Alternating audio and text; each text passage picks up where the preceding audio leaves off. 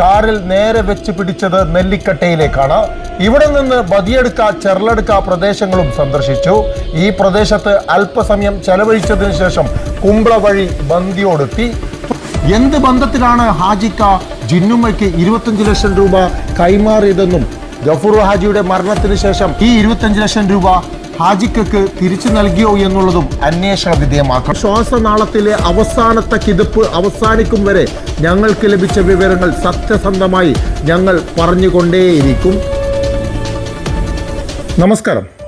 കാസർഗോഡ് പൂച്ചക്കാട് ഫാറൂഖിയ മസ്ജിദിനടുത്ത് താമസിക്കുന്ന പ്രവാസി വ്യവസായിയായ MC അബ്ദുൽ ഗഫൂർ ഹാജിയുടെ ദുരൂഹ മരണം സംബന്ധിച്ച് കേസന്വേഷണം ഊർജിതമായി നടന്നുകൊണ്ടിരിക്കുകയാണ്.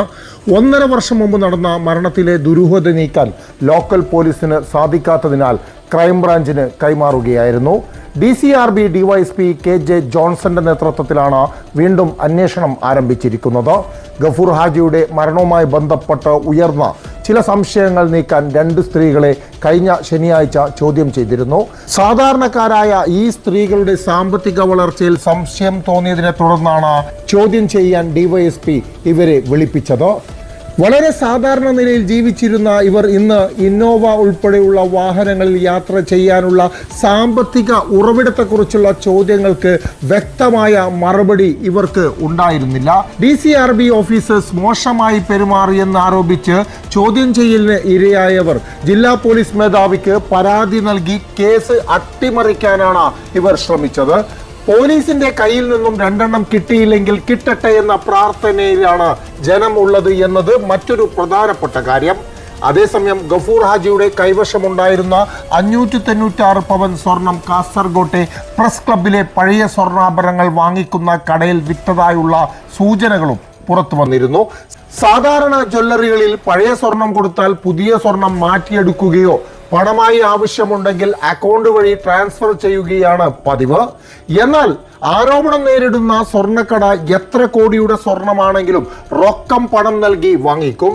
സാധാരണ മാർക്കറ്റിൽ ലഭിക്കുന്ന വിലയിൽ നിന്നും അല്പം താഴ്ത്തിയുള്ള വിലയായിരിക്കും ലഭിക്കുക എന്നത് മാത്രമാണ് വ്യത്യാസം. പഴയ സ്വർണ്ണാഭരണങ്ങൾ പോളിഷ് ചെയ്ത് പണിക്കൂലിയില്ലാതെ വിൽക്കുന്നത് കൊണ്ട് മോഷണ വസ്തുക്കൾ വിറ്റു തീർക്കാനും ഇവർക്ക് എളുപ്പം സാധിക്കുന്നുണ്ട്.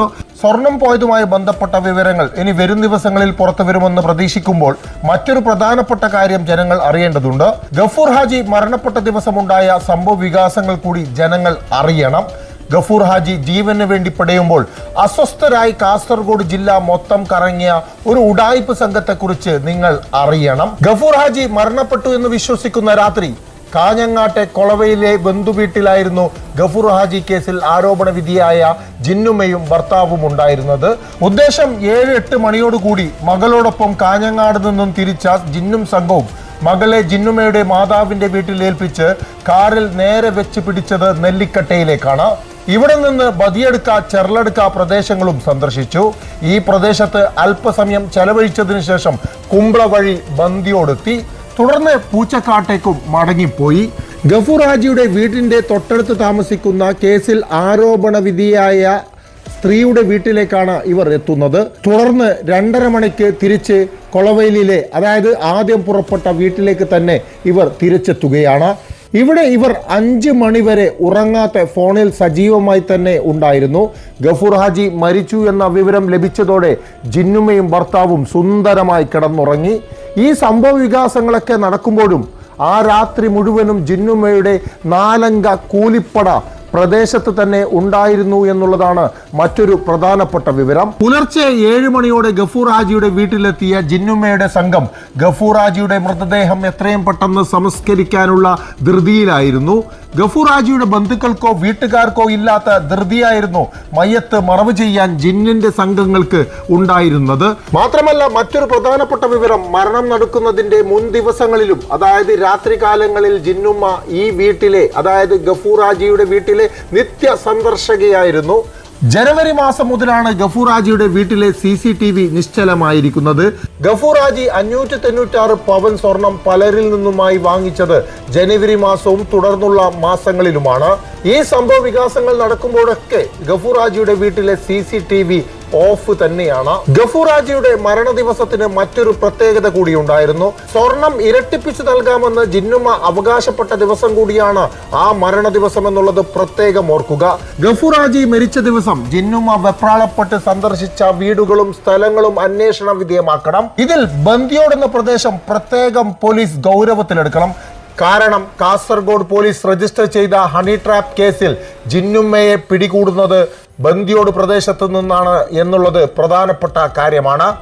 ബന്ദിയോട് പ്രദേശത്ത് ജിന്നുമ്മയെ സംരക്ഷിക്കുന്ന ഒരു സംഘമുണ്ട് എന്നുള്ള കാര്യം തീർച്ചയാണ്.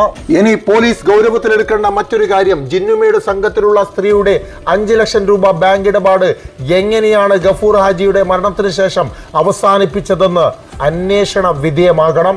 9 ലക്ഷം രൂപ ശ്രീറാം ഫൈനാൻസിൽ ലോൺ ഉണ്ടായിരുന്ന ജിന്നുമ്മ ഉപയോഗിക്കുന്ന ബ്രസ കാറിന്റെ ലോൺ ഒറ്റയടിക്ക് തീർപ്പാക്കിയത് എങ്ങനെയാണെന്ന് പോലീസ് അന്വേഷിക്കണം. മാത്രമല്ല കാസർഗോഡ് മധൂർ പട്ലയിലെ ഹാജിക്കയുമായി ജിന്നുമ്മയ്ക്കുള്ള ബന്ധം അന്വേഷണ വിധേയമാക്കണം. എന്ത് ബന്ധത്തിലാണ് ഹാജിക്ക ജിന്നുമ്മയ്ക്ക് 25 ലക്ഷം രൂപ കൈമാറിയതെന്നും ഗഫൂർ ഹാജിയുടെ മരണത്തിന് ശേഷം ഈ 25 ലക്ഷം രൂപ ഹാജിക്കക്ക് തിരിച്ചു നൽകിയോ എന്നുള്ളതും അന്വേഷണ വിധേയമാക്കണം. ഗഫൂർ ഹാജിയുടെ മരണത്തിന് ശേഷം ജിന്നുമ്മയോടൊപ്പം ഉണ്ടായിരുന്ന ഓരോ ആളുകളും സാമ്പത്തികമായി മെച്ചപ്പെട്ടിട്ടുണ്ട്. ഇത് എങ്ങനെയാണെന്ന് അന്വേഷിക്കണം. കാസർഗോഡ് പ്രസ് ക്ലബിലെ പഴയ സ്വർണ്ണ ഇടപാട് നടത്തുന്ന ജ്വല്ലറി ഉടമകളെ കസ്റ്റഡിയിലെടുത്ത് ക്വസ്റ്റ്യൻ ചെയ്യണം. ഇവരുമായി ബന്ധപ്പെട്ട സകല നിയമവിരുദ്ധ ഇടപാടുകളുടെ വിവരങ്ങൾ നൽകാൻ ആളുകൾ നിങ്ങളുടെ അരികിലെത്തുമെന്ന് ഞങ്ങൾക്ക് ഉറപ്പുണ്ട്. സുപ്രീം കോടതി വരെ പോയി ജാമ്യം നേടാൻ മാത്രം സാമ്പത്തിക ശേഷിയുള്ള സ്വർണ്ണ വ്യാപാരികളായ ഇവരുടെ പൊയ്മുഖം ജനങ്ങൾ അറിയുക തന്നെ ചെയ്യണം. അന്വേഷണ ഉദ്യോഗസ്ഥരെ തളർത്താൻ തന്ത്രങ്ങൾ മെയ്യുന്ന ഒരു സംഘം ഇപ്പോഴും പൂച്ചക്കാട്ട് സജീവമായി പ്രവർത്തിക്കുന്നുണ്ട്. ഇവരും അന്വേഷണ വിധേയമായി ചോദ്യം ചെയ്യപ്പെടണം. ഭരണകക്ഷിയിൽ സ്വാധീനമുള്ള മതസംഘടനയിൽപ്പെട്ട ആളുകളാണെന്നുള്ള ഒരു ദയയും ഇവർക്ക് നൽകരുത്. മാസങ്ങളോളം ഉറക്കമൊഴിഞ്ഞ് ഗഫൂർ ഹാജിക്ക് നീതി ലഭിക്കണമെന്ന് ആഗ്രഹിക്കുന്ന, അതിനായി പ്രവർത്തിച്ച ആക്ഷൻ കമ്മിറ്റി ഭാരവാഹികളെ കള്ളക്കേസിൽ കൊടുക്കാൻ ശ്രമിക്കുന്ന ജിന്നുമ്മയെ പാഠം പഠിപ്പിക്കണം. നാളെ ഇതിനും വലിയ പരാതിയുമായി ആക്ഷേപവുമായി വാർത്ത നൽകുന്ന ഞങ്ങൾക്കെതിരെയും ഇവർ വന്നേക്കാം. ഗുണ്ടകളെ വിട്ട് ആക്രമിച്ചേക്കാം. എന്നിരുന്നാലും ശ്വാസനാളത്തിലെ അവസാനത്തെ കിതപ്പ് അവസാനിക്കും വരെ ഞങ്ങൾക്ക് ലഭിച്ച വിവരങ്ങൾ സത്യസന്ധമായി ഞങ്ങൾ പറഞ്ഞുകൊണ്ടേയിരിക്കും. ജിന്നുമ്മയും ജ്വല്ലറി സംഘവും ഇവരുടെ കൂലിപ്പടിയാളികളും അഴിയെണ്ണുക തന്നെ ചെയ്യണം. BNC റിപ്പോർട്ടർ എന്ന ഞങ്ങളുടെ ചാനൽ കഴിഞ്ഞ ദിവസങ്ങളിൽ ഹാക്ക് ചെയ്യപ്പെട്ടതിനാൽ ഇപ്പോൾ വാർത്തകൾ പങ്കുവെക്കുന്നത് BNC സ്പെഷ്യൽ റിപ്പോർട്ട് എന്ന ചാനലിലൂടെയാണ്. ഇത് സബ്സ്ക്രൈബ് ചെയ്ത് നിങ്ങളുടെ പിന്തുണ ഞങ്ങൾക്ക് നൽകിയേ മതിയാകൂ. മാത്രമല്ല ഏറ്റവും വേഗത്തിൽ വാർത്തകൾ അറിയുവാൻ ഞങ്ങളുടെ വാട്സപ്പ് ഗ്രൂപ്പിൽ അംഗമാകുവാനും അഭ്യർത്ഥിക്കുന്നു. വാട്സപ്പ് ഗ്രൂപ്പിന്റെ ലിങ്ക് താഴെ ആദ്യ കമന്റിലായി നിങ്ങൾക്ക് കാണാം. നന്ദി, നമസ്കാരം. കാറ്ററിംഗ് കെങ്കേമമാക്കാം. അൽ റുബ ഫ്രൈഡ് ചിക്കൻ മസാലയുടെ 1 കിലോഗ്രാം പാക്ക് ഉണ്ടെങ്കിൽ നിങ്ങളുടെ പാചകം ഇനി വേറെ ലെവലാക്കാം. ഈ ഒരു ഒറ്റ പാക്കിൽ 25 കിലോഗ്രാം ഫ്രൈഡ് ചിക്കൻ വരെ ഉണ്ടാക്കാം. ഇനി മസാലക്കൂട്ട് തയ്യാറാക്കാൻ സമയം കളയണ്ട. ആർട്ടിഫിഷ്യൽ ഫ്ലേവേഴ്സ് ഒന്നും തന്നെ ചേർക്കാത്ത നല്ല ഓതന്റിക് ഫ്രൈഡ് ചിക്കൻ തയ്യാറാക്കാം. ടേസ്റ്റി ക്രിസ്പി ഫ്രൈഡ് ചിക്കൻ കൊണ്ട് ഗസ്റ്റിന്റെ വയറ് മാത്രമല്ല മനസ്സും നിറയ്ക്കാം. ഇന്ന് തന്നെ ഓർഡർ ചെയ്യൂ അൽ റുബ ഫ്രൈഡ് ചിക്കൻ മസാല.